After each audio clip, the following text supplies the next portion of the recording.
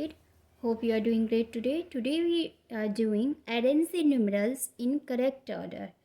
Correct order means smallest first and biggest in last.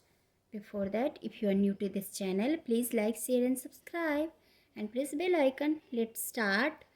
See here, 6, 7, 4, 3, 2. Which one is the smallest first? 2. Write 2 here. Next, 3. Next, 4. Next is 6. And last, 7. Next, which one is the smallest first? 0. Next, 1. Next, 3. Next, 4. And last, 8. Next, which one is the smallest first? 2. Next, 4. Next, 6. Next, 9. Next line, which one is the smallest first? First 1. Next, 3. Next, 4.